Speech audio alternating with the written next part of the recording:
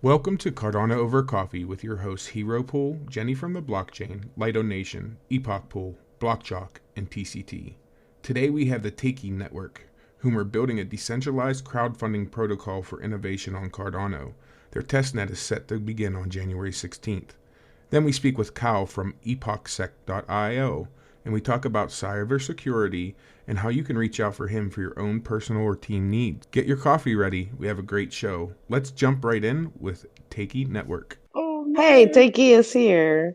Hello, GM. Hello. Good morning. Good morning. How are you today? Greetings, everyone.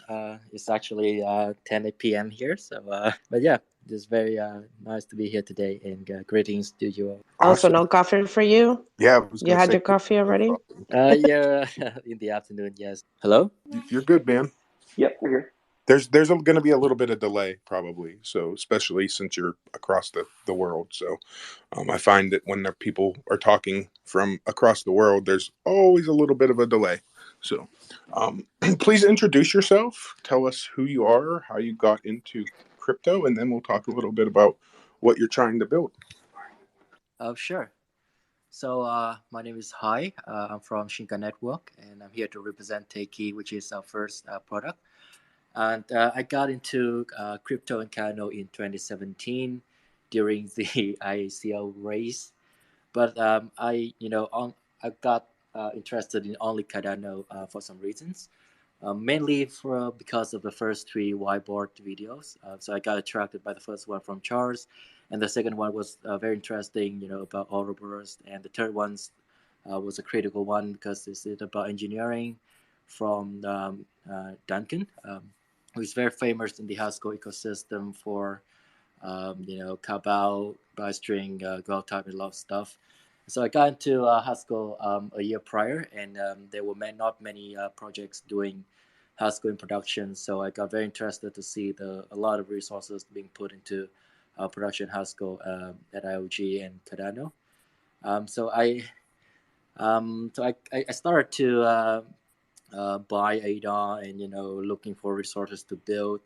And I emailed Emergo in February 2018 to ask for more information on Plutus and other development resources, and there was not much. And so I continued to do other kind of engineering while keeping an eye on Cardano. I kind of went full time on Cardano 2 years ago, right at the beginning of 2021, when I started to work on projects like Indigo, Melt, and then eventually Hachi, Akamorn, and now Teiki. Can you guys hear me? Yeah, loud and clear. No, it's fine. Oh, sorry. Yeah, cool. It's my first Twitter Space anyway, so. Nice. Yeah, we're all very good at muting when others are talking so that there's no background. So if it's really silent, it's just because we've muted for your sake. But we're all definitely paying attention and waiting to see where we can ask some questions. But these are kind of up to you on how you want to run them, right? So most projects will kind of give some history about them and the team, and then talk about what they're doing, what they're working on, kind of major milestones, major dates, things to know. And then the co-hosts here will interject with questions, and we'll see where it goes. But yeah, it's great to hear your story so far. Sounds like you've been in the crypto space for a little bit. Yeah. So cool. Then I spend some minutes on Teiki then. So we are building a crowdfunding protocol named Teiki on Cardano, and we try to utilize Cardano's liquid staking mechanic to build a crowdfunding protocol so that backers can withdraw funds anytime, unlike Celsius, I guess. And so they would stake ADA to the project's scripts or smart contracts, however you like to call it, and that would generate stake rewards that projects can withdraw. And for the given away stake rewards, backers get back the Teiki tokens, and also the perks that the projects give back, like native tokens, NFTs, and more. And so so I think the most obvious thing about us is that we are trying to build onto Cardano strengths instead of trying to copy paste an EVM a model into the kernel's unique model. So that's the first thing. And the second thing is that we are very user experience driven.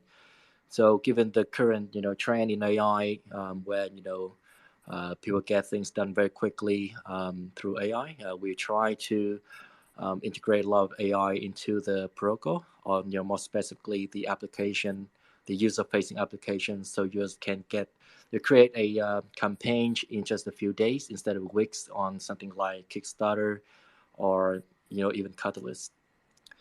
Yeah, what else? So we've been. Can you tell us? Can you tell us about your team? Like how big is your team? What are you working on? What are the teammates working on? Yeah, sure. So we've been in our R&D since late July, and we have nearly 20 people at the moment. So most of them are engineers that have been working together for a few years in the previous companies. We have an AI team and a DR team, and we also have marketing and more. And so we are currently, sprinting very hard to complete the first testnet version of the product, and which we'll expect to hit this on the 16th of this month, and we'll be on testnet for slightly over a month because we had hit mainnet beta sometime in February. Yeah, so Great. So is this a platform that is it going to be for everyone to use? Is it for a particular purpose? Yeah, sure. So we are very open to anyone. So we try to build a very low barrier to entry platform or protocol. So for example, like on Kickstarter, you have to go through a very long review process of 3 to 7 days and need to get Kickstarter approval, to be able to list your project on Kickstarter. Or something like Catalyst, where the review process could last for weeks to months, even. And so we want to reduce the process and be very open. We use AI, content moderations to kind of, detect, malicious if possible, and also like inappropriate content or inappropriate projects, for example, for political activities and stuff. And so we use that so people can, create a project and get instantly on chain. And if they violate the rules, then they will be, delisted and, fine the pledge. So instead of having to wait for a very long review process, and at the beginning we do focus a lot on kind of projects, and but eventually we expect to help people raise funding for many different things. So whatever they that create values, even for nonprofits, even in traditional markets, and so on. That's great. And then I know that you have your testnet coming up. How is that going to work? Yeah, so we have a few different campaigns that start in a few days. We have a learn to earn contest, and we have a meme contest, and a lot of stuff for people to get to know more about Teiki and and have fun and get to know each other. And then on the 16th, we'll deploy the applications to a testnet environment for everyone to try to use the product, and then give feedback and hunt for bugs, and and everyone get rewards for that. So hold on. Are you telling me that I can find bugs on your system and break your shit and you'll pay me? Yes, that's how bug bounties work, and we love to butcher the testnet. That's why it's there. I love that. All right, thank you. I love that also, and you don't hear many projects come out and really say that. Hey, please go break this for us. Try to at least. I have a question. What's it? I want to raise money for a project. What does that process look like for me? Oh, so it's pretty simple. You just hop into the web app, and you hit the create project. You fill in your details or descriptions, names, taglines, and stuff. And the good thing is that we have AI integration, so that a lot of these are suggested by AI, even for illustrations and logo. As we can see, things like Midjourney or Stable Diffusions, they can generate illustrations very well.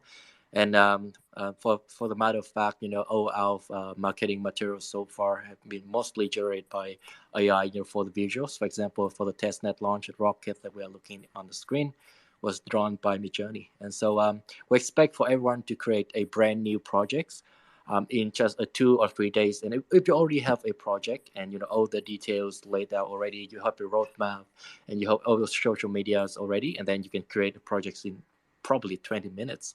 And then the moment you hit submit, and your project goes on chain, the script is deployed, and everyone can stake to your project to help you create a revenue stream from stake rewards. Crypto Sky, I know you were first, but BlockJock's a co-host, so he gets to go first. I just had one question. It's having to do with the backers. So let's say I wanted to be a backer, and I go in and I allow my ADA stake rewards to support a project. From there, what does that give me as a backer? I know it says that I will receive Teiki token, but am I becoming a seed investor within the project that you are kickstarting, or how exactly is that working? So it's like in traditional crowdfunding. So each project can offer different things depending on the project. So an NFT project can give back NFTs to the backers, and a DeFi project can give back the governance token. And it depends on the project. And so the fun thing is that when you have a crowdfunding protocol, that's every backer is a few clicks away from jumping ships. So the projects have to compete very hard. So they normally be incentivized to offer more perks to stay competitive, to keep the backers, and also they have to post regular updates, so they can keep the backers interested. And so also they get the Teiki tokens. And the interesting thing is that we design the Teiki token in a way that we do not pre-mint. The development team have 0 Teiki in the beginning, and it's only minted when projects reach a fundraising milestone. So essentially, the Teiki token is only minted when the project creates some values. And in the first generation, which lasts around 6 months after the mainnet launch, only backers get liquid Teiki, and the project gets Teiki as well, but they are locked and only viable for governance. And the protocol's portions for the development team is totally locked, and we cannot withdraw until the next generation where we actually deliver governance functionalities. So as far as the Teiki token, is that also being distributed to the team? And is there a distribution Did schedule? you just not listen? No, I did. I'm talking about the team in particular. It's not pre-minted, I understand. Yep. But how's the team getting paid? Yes, so our main revenue streams are around 3 to 4% from the total amount a project raises. And for the Teiki tokens, all the Teikis for the team will be locked together with the protocol portion at the treasury, and we cannot withdraw until we deliver the second generation.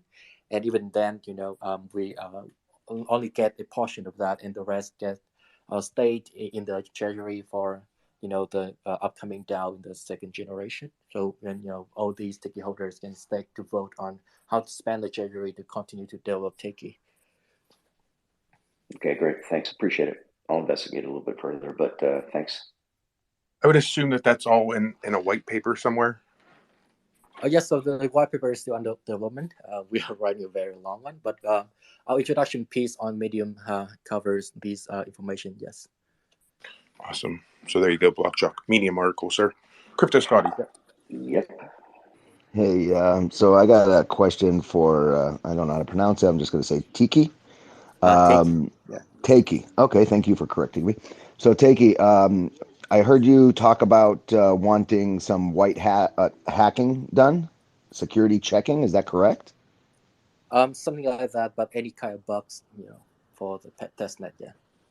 For the testnet. Wonderful, wonderful. Well, I'm part of the Hackers DAO, and one of the things we do is we go around and we grade people's websites, discords, and projects, and we send them an evaluation of their security, and we try to get them to listen to reason when it comes to that stuff, because we found that even the biggest projects in the space, and when I say in the space, I'm more in the Solana space than Cardano, but I'm sure that our security people can probably work over here too. But we can literally go in, and some of the biggest projects that people follow and love so much, we can take it over. We can literally just walk in and just take it from them so easily, it's not even funny. like scary funny, like ridiculous. So and that's one of the things we actually do, but we're white hat. So we'll take it from you and then give it right back to you and tell you, here's how you fix this, hire us or get your devs on it, because we want the space to be safe and we educate people as well. So if you're interested in having us take a look at that stuff, I'm sure that our guy would be happy to run a quick check on your platforms, be it Discord, be it online, websites, and so on, and let you know if your front door and back doors are locked and if they're safe. So awesome. Just want to throw that out there. Yep, sure. Thank you. Awesome. Appreciate it, Scotty. Yeah, no problem. So you're looking, I pinned some things up to the top that you were mentioning. First off, I was interested if you could talk a little bit more about the learn to earn. And I pinned that up to the top. Yeah, I was gonna just ask the same question. Yep. Sure. So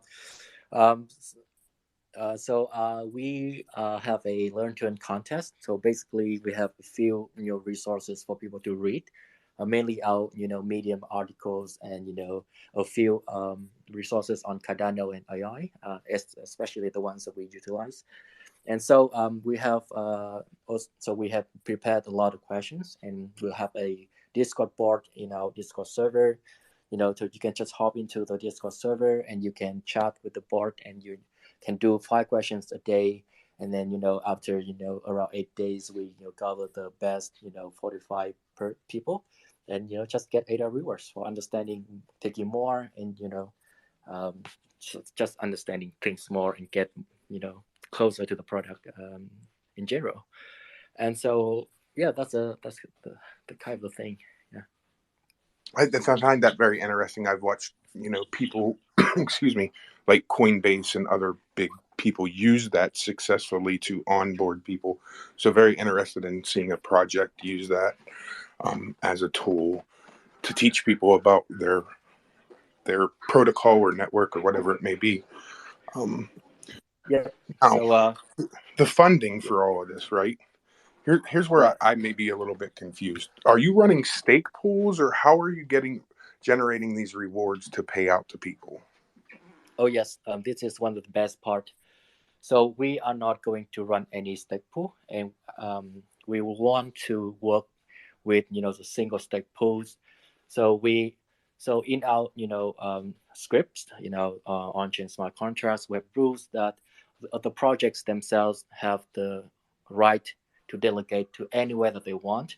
But to reduce friction, if they do not choose to manually delegate themselves, then Teiki can delegate for them, and we commit to delegate all of the stake at Teiki to single stake pools, because one of the reasons we got into Cardano is for decentralization, right? It's one of the things that stand out, when compared to other networks. And so we definitely want to help the single stake pools, and even to expand the army of single stake pools, so that you can maintain these decentralizations and diversity and the beauty of it. And to also recently we do not track things, but you can see that a few single stake pools have to close shops because of competitive issues. And so we do hope that with Teiki we can help a lot of people raise funding to build and to invent, to be creative, and while also we can increase the decentralization of Cardano and to help single stake pools out simultaneously. Yeah. It's awesome. And feel free, I just want to put this out there. If you're in the crowd and you have a question, feel free to request. You're more than welcome to come up and ask any questions. What about the open sourcing of the protocol? I see that you guys are all about open source. So can you tell us more about that? Oh, sure.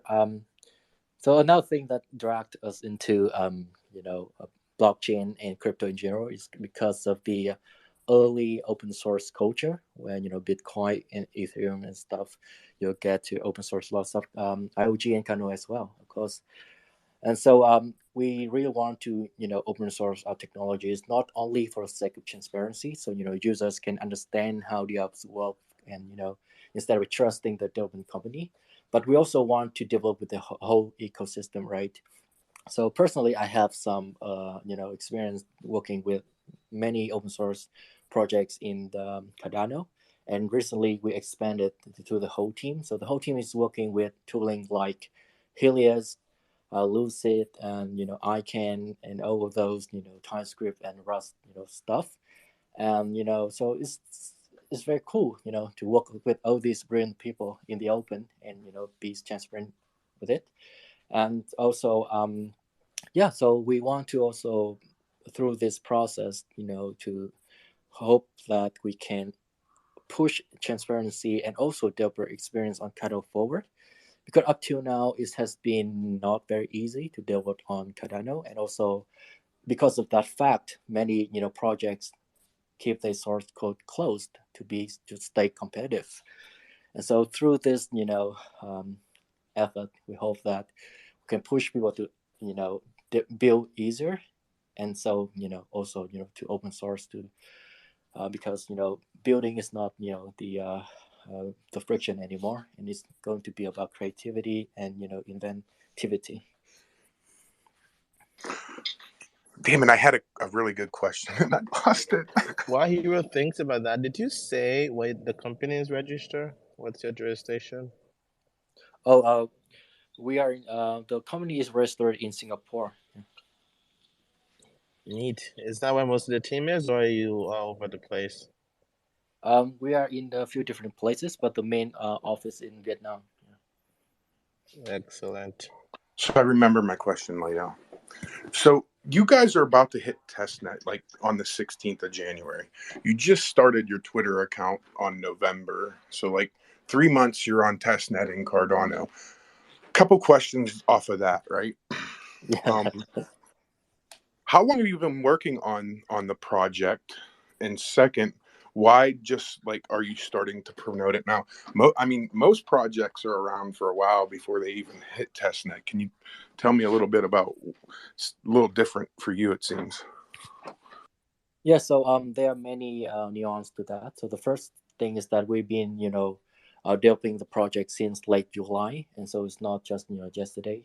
It's been around half a year already, and but still, the team, many people have worked on production projects on Cardano before. Personally, I've been in the space full time for about 2 years now, and we also, as I mentioned, we are trying to move our tech stack to a very developer friendly one with TypeScript, Rust and stuff like that instead of Haskell. And so we are indeed trying to be as productive as possible and to push the boundaries, and to hope we can bring all those knowledge and experience to the field. Because we don't believe that it has to be difficult to develop on Cardano, especially when if we could help all these tooling builders and all these people who creating education resources to raise funding on Teiki, then we do believe in the near future of very productive development on Cardano for the whole scene, not just us. Yes.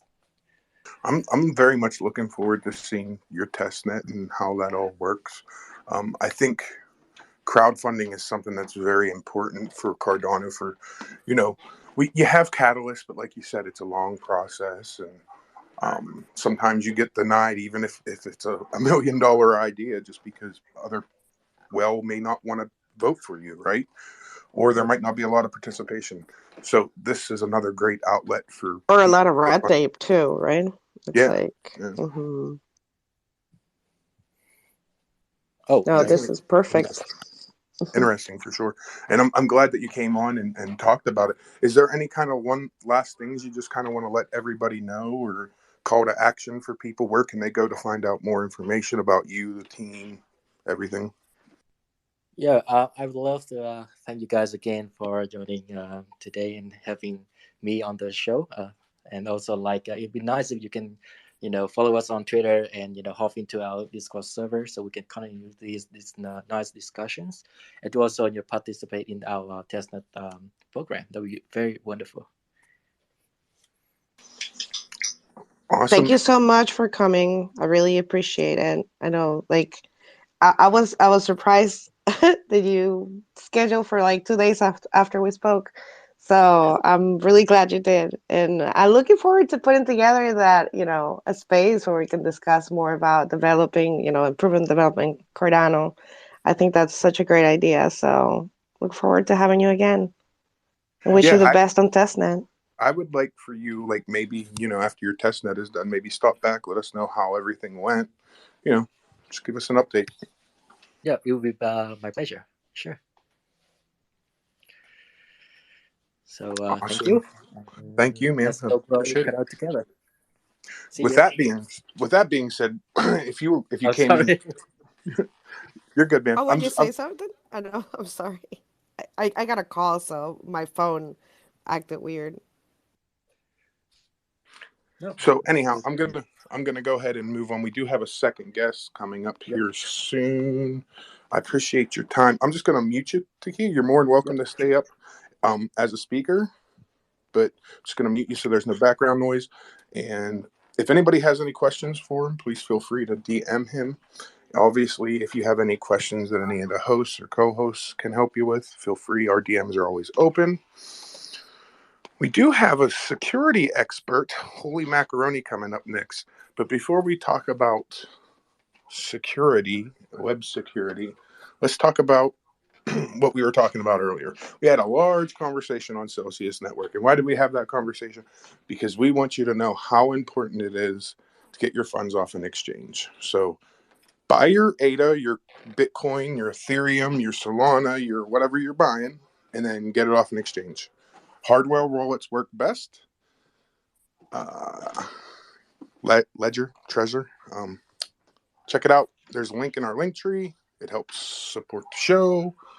But what I would really love for everybody to do is go subscribe to our YouTube channel. We take all our guests after the show and post them out on YouTube. And if we could get our subscribers up, that would help us out tremendously. I would appreciate it. With that being said, where the hell is Holy Macaroni? I thought we were doing the Lido minute. We're just, Lido, this is what happens when you have a baby. You see, you start getting, you just become irrelevant. He's not you're in the background. You do it for the children. I didn't hear him say I'm ready.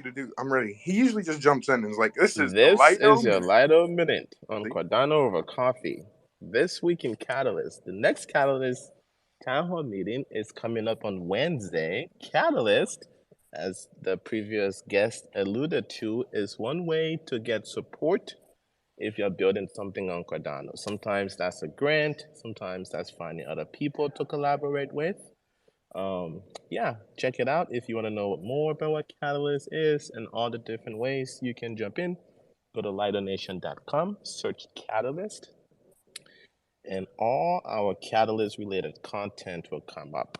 Actually, if you go to the library page and you scroll down just a little bit, you see all 22 Catalyst articles that we've written over the year. Go check that out. My name is Darlington, your favorite co-dreamer at Lido Nation. LidoNation.com provides blockchain education in plain English, Kiswahili, and Espanol in written and audio formats. Lido Nation is also the place to go every epoch to learn something, test your Cardano knowledge, take a quiz, and if you get the question correct, you earn some Cardano assets, typically Hashkey, and whatever asset I have in my wallet that I'm giving away that week. Go check it out. And that's your Lido Minute. And that Lido Minute was brought to you by Rare Evo, August 24th in Denver, Colorado. If you're not there, I don't know where you're going to be because it's not as important as being at Rare Evo. It's we're going to have a pool party. Baby. It's an evolution. Ooh, pool party. Yeah, it's going to be in the middle of and besides, they got an indoor pool and the gym is amazing. The Gaylord is We're not going to have it at the indoor pool. That smells like chlorox, dude. Oh, I can't have it there. At the Lazy River. I like it. We're gonna do it at Epoch's pool. We're taking over Epoch's house. Don't tell them yet. Sweet house party. I like it. House pool party. I pinned the link to the every Epoch challenge, by the way. If anybody's interested. We kind of missed out on an opportunity there. We didn't rent a room to party. We should probably do that this time. Have like a little, rent like a suite or something for a party one night. We can just get that from Rand. Holy macaroni. I'm going to meet him soon. I'm excited. Yeah, I mean, he got us into like the presidential baby suite. Oh, you were there. You were there. We missed out on that. I was. You That's told how I us got to about smoke it. with Champ. He handed me the most jacked up blunt I've ever seen. What is it you compared it to? You said it looked like Cheeto. A Cheeto. Huge Cheeto. A Cheeto. It was gnarly, but it smoked. Holy macaroni! Please save me. Please save me. I can't. Yeah, I'm looking forward to meeting Jenny. I signed up for that meetup, so that'll be fun. You're going to Meetup too? That's awesome. Yes. Yeah. Exciting. Anybody in the North Carolina area, South Carolina area signed up? Well, we're going to do a small one, like at the end of the month. So we're going to have a virtual one in a week so we can decide where to have it. So, yeah. I'm so jelly. So we're going to do a mix. We're doing mix of virtual and in real life. So anybody's welcome because, well, and I'm sorry, I'm just like kind of interjecting here, like interrupting, but just to put that out there, the purpose is to do like, meeting with a purpose. We don't just want to meet to party. We want to start collaborating and work together. And that includes people that can't make it to the in real life meetings. So definitely show up to the virtual meetups if you think that this is up your alley and you want to hang out with cool people and put ideas there. We're going to try to materialize these ideas instead of just having good ideas and leaving them up in the air. So that's part of the whole purpose. So yeah, everybody's welcome. So DM me if you want to be included in this awesomeness. So one of the things that Lido was talking about is the Catalyst project. And lo and behold, Holy Macaroni was part of the Catalyst project, right? And I believe that's how he got kind of funded to do what he's doing, and I think that's what he's here to talk about. Am I wrong in that thought process, Kyle? No, I think what you're saying here, I was involved with Catalyst for some time, then I finally just came up with my own idea, and long story short, got funded in Fund 9. Yes, sir. Yeah. So what's going on, man? Anyway, it's wonderful to be up here with you all. You're kind of my first level idol right now because I'm starting, I started my project. Now I just started YouTube last week, and I'm kind of watching what you all do and trying to learn because, YouTube itself is a hurdle to get over. But no, I'll go. Yeah, I just wanted to hop up today and just kind of give an update on my project because I think the last time I talked to y'all, I think it was before I'd even started the project or maybe right when I started. I just kind of want to talk about kind of where I am. It was kind of interesting. Go ahead. I think you were just you had just held your first space last time. Oh, right. And I was talking to y'all when I was going on travel for my vacation. Right. I remember. Yeah. And it's kind of interesting, Scotty. Side note, I might reach out to you. We might be able to help each other. I don't know. But anyway, thanks everybody for spending your time listening to me babble on here for the next few minutes. It's greatly appreciated. So my update, the project is becoming much more intensive and time consuming than I even really thought it would, right? So quickly. I think so kind of a recap. I think so far I've probably had about 20-ish spaces. One of them was, I hopped in a Ring Rider space one time. I, talked to you guys, but I, alone, I've probably done 18, 19, 20 Twitter spaces. And the idea was I would start out with like 5 spaces per week just to kind of dedicate my personal time to everybody. If anybody wanted to hop in for support, I'd be there. Well, I'm only 2 months into the project of a 12-month project, and now I'm down to basically only being able to do 1 or 2 Twitter spaces per week, and that's just because I still want to have that space. I think, because it's gotten really busy, right? And I would say in the first 2 months, I've already talked to 7 or 8 teams building on Cardano to varying degrees, right? Sometimes they may just have a quick question on something they saw and they need my input, or all the way up to having weekly calls with the team to really help them along their cybersecurity journey. Not to be cliche with the word journey, right? But yeah, so it's been a wide range of activity.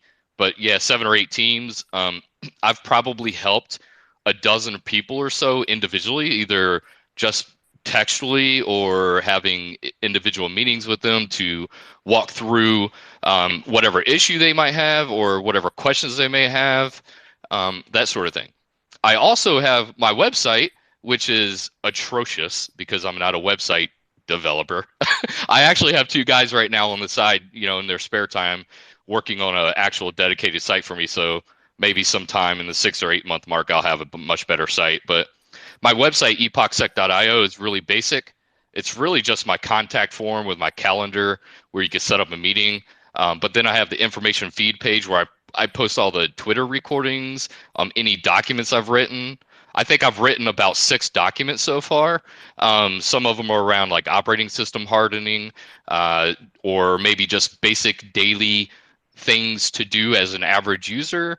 I've written a document on kind of an I got a question entry. for you. Real quick. Absolutely. Those documents you have written, is there somewhere where that they're linked that people, other than your website, like somewhere that we could link to them via our link tree for people, security questions type thing? Yes, sir. It is epochsec.gitbook.io. So I also put them. Do me a favor, send a DM to Epoch Pool because he's the head of it, and just be like, okay. Hey, add this to your link tree, idiot. Okay, man. Thank you. I'll do that as soon as I get done babbling. The idea, right, was I wanted a website so people could go access all my information. I'm a very big proponent of centralizing information, even though we don't like the word centralized. But so all my documents are there, and you can download them. I also put the file hashes. So if you're the kind of person that wants to verify the file hash and verify that the file I intended to be there is the actual file, you can do that. But then, right, I also put them on epochsec.gitbook.io because a lot of people like that avenue too, right? So I wanted to try my best to cover the varying options that people like to use. So that alludes into my YouTube channel. It's just simply EpochSec. As soon as I get done talking, I'll post a link in the top for that. But last week I did my intro video. It's a god awful 35-minute video, but I would love it if you just kind of played it. You don't even have to listen to it if you don't want to. But I say the same thing. just give me the views, right? I'm not. And here's the thing about my YouTube channel, right? I will absolutely not monetize it. At least as long as the project exists, right? I was funded by Catalyst, and I hold myself to a certain level of ethics, and I was paid by Catalyst, the community, to support the community. I should not be getting paid by YouTube for anything. So if at any point it's valuable for me to monetize it, I'm just not doing that. But for how long? I mean, well, at least for the money 12. will exactly. I mean, okay. Yes, ma'am. But you can at least until the docs, no, don't keep it out of the. I mean, you have to be sustainable, right? The idea is to get you started, but indeed. I mean, yeah. At least until the project ends at the end of October, right? Maybe at that point, maybe, but. Yeah, but you can start signing contracts at the beginning when you're done. Yeah. Jenny. I mean, how many subscribers am I really going to get for cybersecurity? We'll see. I don't know, man. It's up to you. How much you hustle, how much you want it. I mean, so I know that YouTube can be. I mean, it can really help you. So I'm just saying. I mean, I don't see anything wrong with that. I encourage it actually. 2 or 3 subscriptions of people that I found really helpful. It's not much. It's like $2 and $5 and something like that. But I imagine that might add up if you're helping enough people, right? Anyways, it's true. So everything adds up, right? Yeah. But yeah, I would appreciate anybody listening to this if you would not mind going to subscribe. I just posted my tweet to get to my YouTube page. again, I'm not doing this for publicity. I'm just really trying to spread the information to get more people this information, right, to help them. What kind of Isn't that information what are they going to publicity get? is? I'm just kidding. Go Fair ahead, enough. Hero. Touche, Ask your touche. real question. What kind of information can people expect to get from you, or say they're looking? What kind of help are you giving people? Good point. Good question. Good question. So holistically through the project, right? The project in a holistic perspective, it's more like certain things, right? Train the trainer. It's guidance. It's helping teams without cybersecurity support already, and individuals like the average daily user, your 85-year-old grandma or Bob or Nancy, that it doesn't really understand the internet, but they do a lot of things on the internet on a daily basis. Just helping them build that awareness and things that they can do on a routine basis to help them improve their security, right? Things to not do, things to do, how to use tools out there like VirusTotal or other options out there to help them on that quest to be safer, right? For the YouTube channel specifically, I want to just make, I'm using that for two things, right? One is another platform to share my Twitter Space recordings, ones that I think are valuable, right? And then the other thing is, short, like 5 or 10 minute videos on, visualizing some of the things I talk about. Like, for instance, maybe a 5-minute video on understanding what a file hash is and how to utilize that, right? Or me and Cynical are supposed to be getting together later today, as long as our schedules line up, to do a quick video on setting up WireGuard. Things like that. Things that you can do as an average user where you don't have to be an expert, to just help you out a little bit, right? For lack of a better way of closing that thought. No, that's great. I mean, a lot of average users don't think about cybersecurity, and then you get into crypto, and then you have your money on your computer, and it's a dangerous situation being your own bank if you're not careful, right? So what you're doing is very important in my book. Yeah, thank you, Hero. And then, another good example is, another video I might do. I've talked a lot about, when, you saw like the bad actors where they'd create the Eternal Twitter handle, or the Cardano Whale Twitter handle, where they're changing the lowercase L to an uppercase I, and then, or, the Midnight scam website, right? Because Midnight's not out.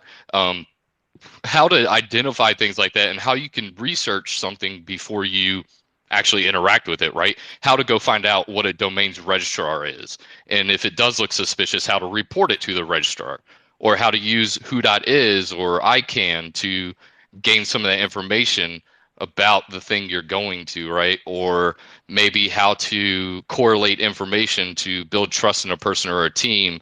Not what ScatDAO is doing, right? ScatDAO is doing something very amazing, and I'm definitely not trying to do what they're doing. I don't think I could do that, right? But yeah, just like if somebody messages me, what are the 4 or 5 things I'm going to do to try to identify or build trust or lose trust in them, right? And then based on that, do I respond to them or not? So, some technical things that people can do, and then some, guidance things and processes, stuff like that, right? And kind of like what you said, the overarching objective is awareness, right? Just as mundane as that might sound, just beating that in, right? Just being very repetitive, really getting that word out there and spreading awareness. Because, if one person catches it each time I talk about it, that's a win in my book, right? Do you have like a seminar, like, have you put something together like that you can just get material for it, do little classes, like just kind of cookie cutter?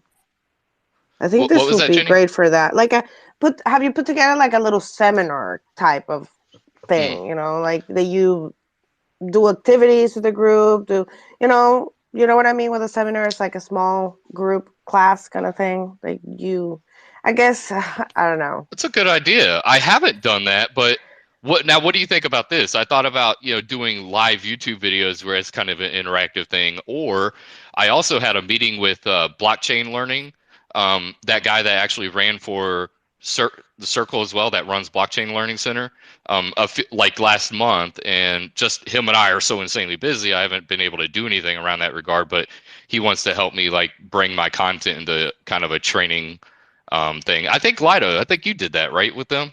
Kind of like that. So. Well, because I think that it'll be perfect. Like you can get invited, like, projects can bring you to their communities, and then you can just do a little class, and it's just very, and then people can talk about like, yeah, I took the class, and then people can share about the class because it's always the same kind of content, that takes under consideration all those little things, like, oh, let's do a class today, and even an NFT project can bring you to their Discord and have a little class where you go and share screen, and you can be like, here, so when this is what usually happens, and they go here, and this is what you do, and then you can projects and say, hey, can you come and we'll do a little class for my mods, and then my mods can prepare better, so then that way, I don't know, I'm just putting that out there because this is what you're doing. But if you create it as a like tiny little seminars, dude, that can super scale. Can create like materials and stuff like that. I think it's a great idea. What kind of platform would you use? What would you suggest for the seminar? Well, I guess I speak like this, and my dad's a motivational speaker. So I've been my whole life like creating little seminars. Like we'll create, like, for example, I had a friend that she's a domestic violence survivor and she's a fashion designer. So she really wanted to help people. So we put together seminars that she could help creative people in her area how to build self-esteem. At the same time, she will help. So we helped her kind of like create this something that worked with her environment so she can, offer this support of bringing people back to that, or just give you an example, and then here with what you're trying to do and all the needs that we have, we keep getting scammed left and right, dude. Like I can't, like, there's a reason why NAMI doesn't have all these bells and whistles that people keep asking for, because it's an open source wallet that was designed for a purpose. It's put out there, but there's no real support, and the scale, like how dangerous we have.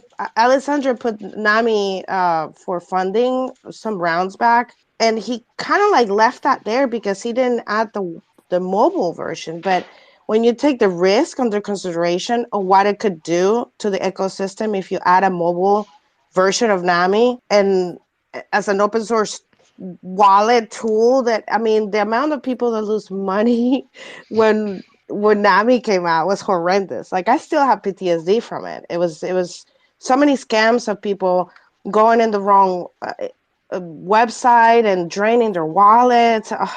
People, right? I have NAMI support. Like you get all these projects that use NAMI for their, big projects. People like Genius Shield or whatever, Meld, or they do their big voila, and you have thousands of people coming into the ecosystem, and all they use is NAMI. And when they're having issues, they're like, "Oh, go talk to NAMI support." Where's NAMI support? There's no. This is an open source wallet, so people will just write back to them, "Oh, here, I'm NAMI support. Give me your wallet information." And it was millions. I can't even count how much money. I cried. There were nights that I cried because I couldn't keep up with trying to avoid people getting scammed. It was horrible. I can't even imagine if we had a wallet or like a mobile version. Like it would be horrible. I mean, Jenny, you said a lot of important things right there for people, right? Where the thing with the more software you have and the more platforms an application is on, the more code there is. I mean, that's wonderful, but we also need to be acutely aware that that opens a lot more attack vectors for those bad actors, right? Things like that. That's kind of like my way of saying one of the things you said.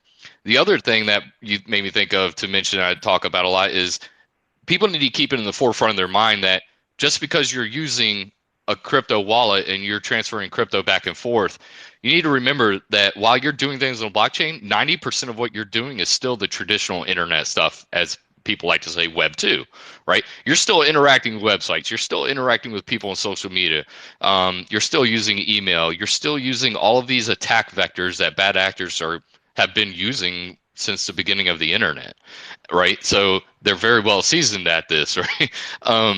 And then also, a cliche phrase I like to use that I share with people constantly is, I would rather miss 9 out of every 10 opportunities instead of getting compromised 1 out of 100 times, right? It only takes that one time to get compromised to change your world.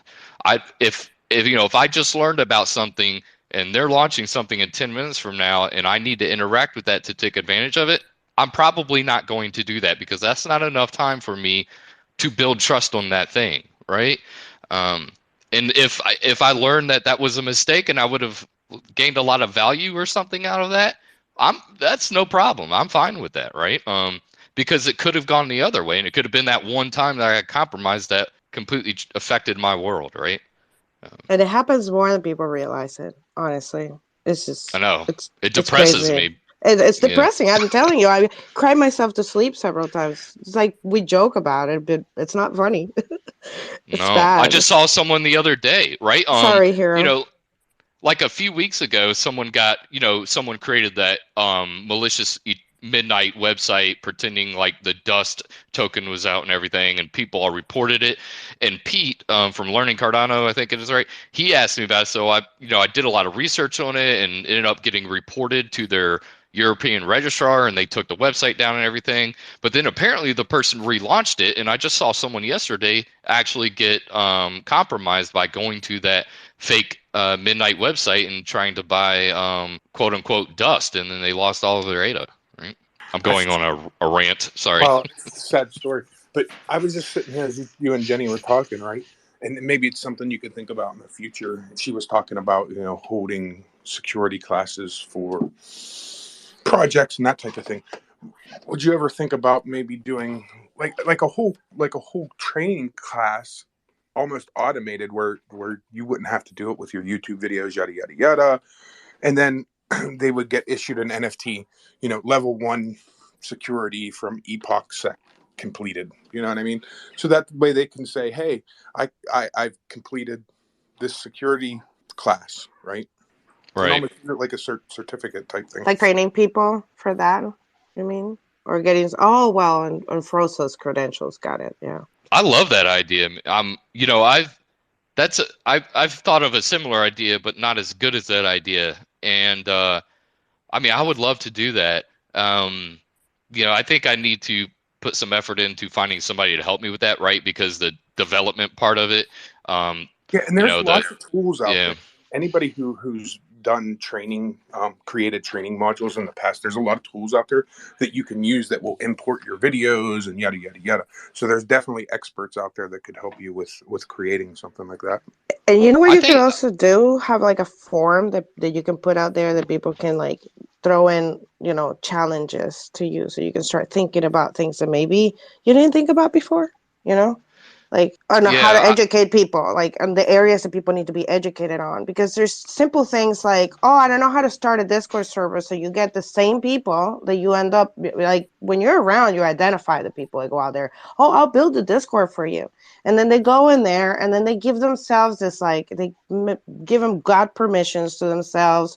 They add people, then they change their names. There's all kinds of stuff that people stay there sleeping. When the project mints 3 months later, all this horrendous, like bad actors come out of nowhere, but they were planted from the beginning. There's all this kind of stuff that could really easily be put, like, if you don't think about it ahead of time, you won't even think about telling people not to, to be careful about that. So that's a good point. I don't know. Yeah, and just to respond to both of you, right, Hero, I think I need to talk to Dave Baxter again at Blockchain Learning Center, because I really need to pursue that option, because I think he could help me out with this a lot too, or at least find me the people to help out. And then Jenny, you're right. That I need to find a better way to do it. But currently, I have a survey on my website too that has like 3 or 4 super basic questions, and then there's a block in there like, what would help? Do you feel safe? And then what would help you? What are some topics you would like to learn about to help you be safer? And then I've also asked other people, and I've gotten some good ideas, because the thing is, even though I've been doing cybersecurity for so long, 2 things, that doesn't mean I know everything. And also that doesn't mean I'm going to think of all the great things to teach people, right? If you have space on your bio, put the link there so people can just you can tell them, hey, go to my bio and just fill out that form real quick and put that in there, Yeah, absolutely. I'll do that. I think I'll add that to my bio for sure. Yeah. Marciasaurus. I've just got a twist on Hero's idea.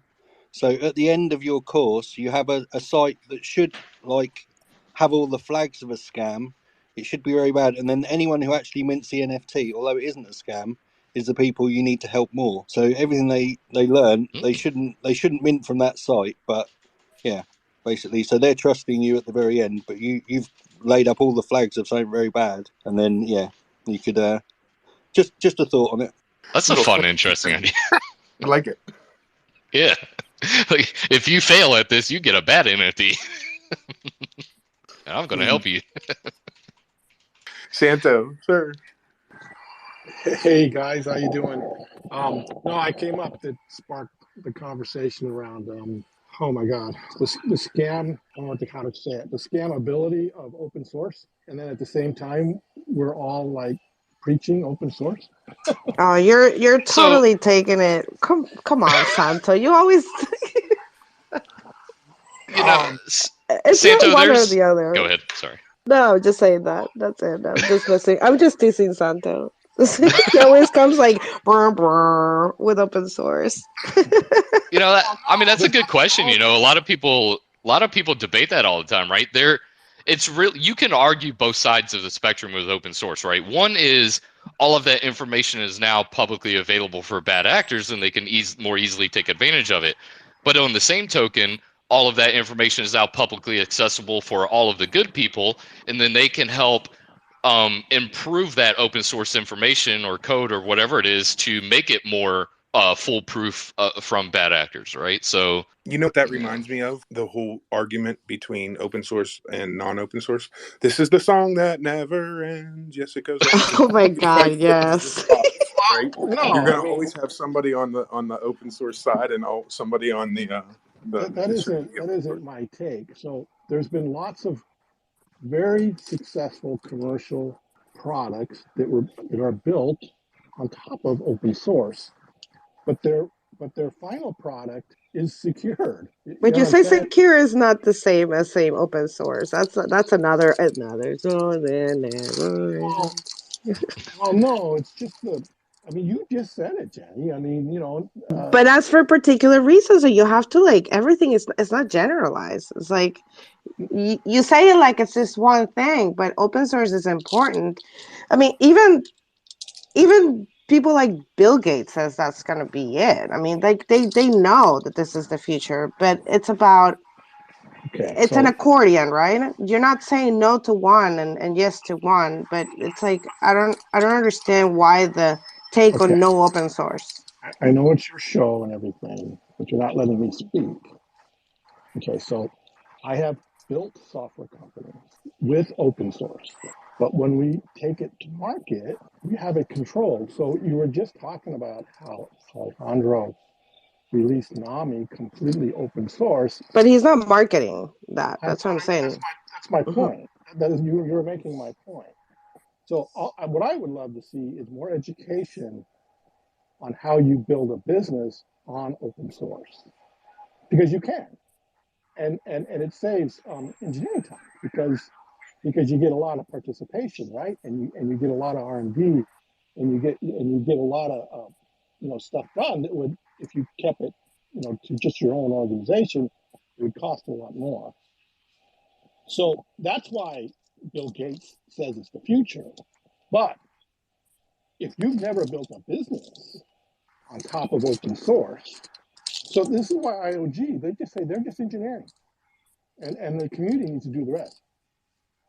They're just doing the open source R&D.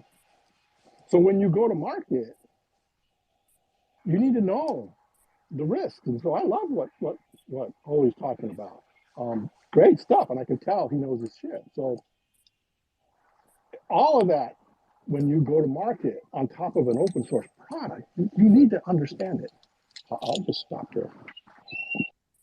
Yeah, I forgot. Holy macaroni is a guest today. Oh my gosh, we're here bantering, woohoo! I'm sorry, Holly. No, I'm happy for the conversation. It's helpful to people. Platypus, do you have a question for Kyle? Well, I want to talk about the open source piece because I come from a company that built a lot of stuff that way, and also we have board members from MongoDB. That's a really good example if you're looking for open source and having a product that also has a way to make profit. the open source community for MongoDB, they built all the integrations.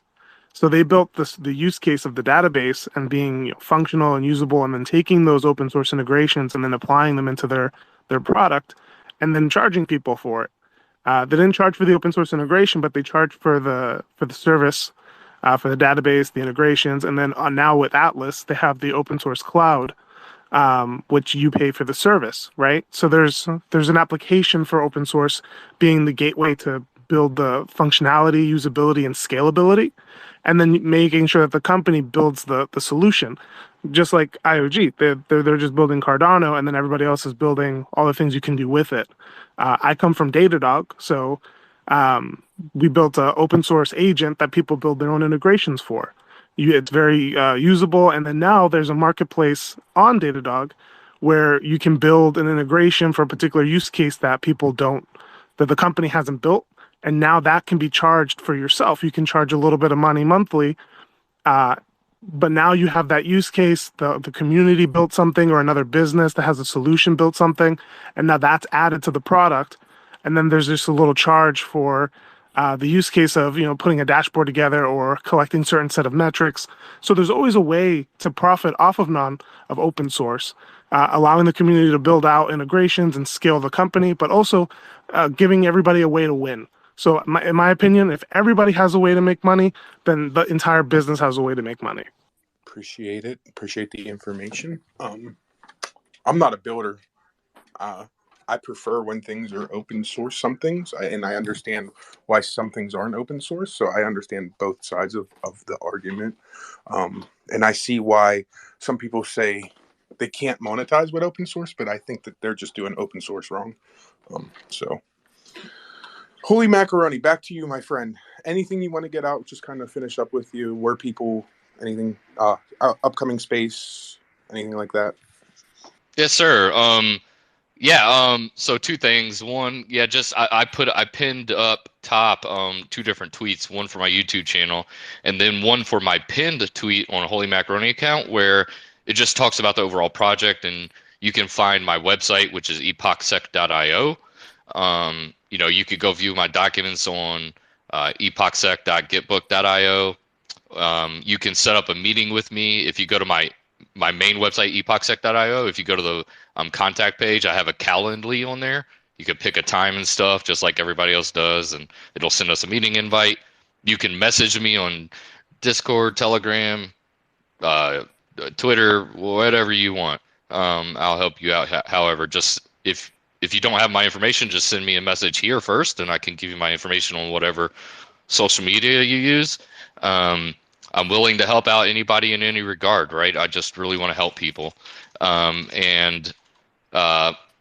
just, if there's anybody listening that is an expert on something or thinks that you might be able to show like a 5-minute tutorial or 10-minute tutorial on something, reach out to me and we'll collaborate and do a video on it or something, and spread the word to the community. And I'll just close up with, I really do greatly appreciate everybody listening to me for the last 30 minutes, and I appreciate all the ideas and everything. It means a lot. Hell yeah, bro. Thanks for coming. Appreciate what you do. Sorry. I feel like I keep talking at the same time everybody's talking today. How you feeling, Jen? You feeling better today? I don't know. I guess I am. I'm afraid to say I am. You sound a lot better. You sound like you're Thank you. I have a nose. I can breathe. I know you sound way better. Good. Way better. Yeah. No. Thanks. But I did want to, before we let Holy Macaroni off the seat, can I just ask you one last question? No way, dude. It's just about because I mean, you deal with this, right? And you see it a lot. And I just mentioned earlier, there's not an exaggeration when I say that it causes PTSD when you're trying to help people, and you helpless. When you have big drops and big things, and people are getting. Sometimes it just kind of happens. We have waves where scam is just insane, and the stories and the people crying, and you have no way of helping them and breaking the news. How do you handle that emotionally? I don't know if you're the same, but to me it's hard to take it. Yeah, the emotion behind it. I mean, I really look. I mean, just like you kind of said earlier, it does dishearten me. It depresses me. It actually bothers me when people get scammed or get compromised, right? And I wish I could just stop it all. But you know, when I'm in the act of helping somebody, I just take the emotion out of it. The emotion comes into ensure subconsciously I have subconscious emotion in knowing that what I'm telling the people will be helpful for them if they actually employ and take to heart that advice. Is that what um drives you to do this? Precisely that same feeling? yeah. Yeah, I Yeah. mean, Mhm. I got into cybersecurity originally because, I was I was right out of the military and I was kind of in college but didn't really want to do it, and someone got me an entry level job. But the more I've been doing this, the more it became a personal quest of mine, right, so to speak, to help people because I'm lucky enough to be in a field where I actually do care about it and do care about helping people, and I do have the opportunity to do so, right? Um, but it really, I was able to take the emotion out of it and just really focus on helping people because I've been in so many different forensics cases. I can't tell you how many times I've had to have that tough conversation with a big enterprise and a big security team and say, look, here's the reality of what happened. Here's what you're facing. Some of you are probably going to be in trouble. And I've been in cases before where I had to tell them, like, look, you just literally have to wipe clean and start fresh. And in being in those conversations is a very hard thing to do because is already a heightened level of stress and discomfort between their internal teams and internal people, right? Not the company itself, but just as individuals, right? There's already that tense situation of like, hey, we're in big trouble. And then I have to come on and say, yeah, you are in big trouble and here's why. Sometimes sometimes it comes down to bad situations for individuals, right? Uh, it's just I just have to focus on doing what I'm supposed to do, and it's telling them the reality, telling them the truth, telling them how to help themselves, all of that stuff, right? And letting and this is what I'm doing with my project too. When it comes down to it, what I'm providing is advice and guidance and direction and sharing the stuff that I know.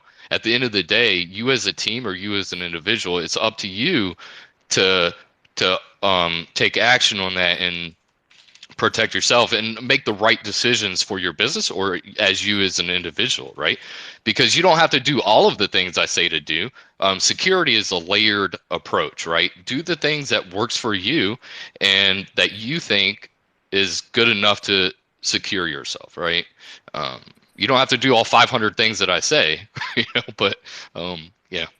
But I just think that we take that part, like we don't think about it in the sense that you try to help people, right? But it becomes so hard to take and so little you can do sometimes that a lot of people just kind of step back and they're like, I can't deal with this. And they help less. So maybe if we had like, you know how like in hospitals there's somebody that breaks the news when when someone died, they train you for that, and there's emotional support and kinds of different things that you get um, for these people because it's not easy. Like sometimes you break it to people and the reactions are horrendous, and it's hard for you to say like, okay, I'm not gonna keep opening this DMs when this person is here, like I'm gonna die, my like all kinds of scenarios that you come across when people realize they just got scammed, right? Yeah. And then it just makes you not want to be there, and just you start frustration. You end up like, okay, I can't do this anymore, so you don't help as much as you could because of that. So that will be something just to leave it out there, open question, just for you to think about if there's a way that we can try to address that to help a little bit, give a little bit of the tools to the people that really want to help, um, so they don't freak out and then say, no, this is not for me. I can't. People just walk away and they just stop helping. And that happens a lot more than not because it's really Yeah. hard, you know? You get people that It say like, is. "I'm gonna kill myself." You get people like all kinds of things. It's really crazy. It's like it's like So just put it out there. That's it. Yeah, you're right. You're right. Like, I couldn't imagine having to be a doctor and go to somebody and say your loved one just passed away, or having to be that person that is, coaching people on preventing suicide. I mean, those you talk. I mean, what I do might be sensitive, but there's a lot of respect for people like that I have.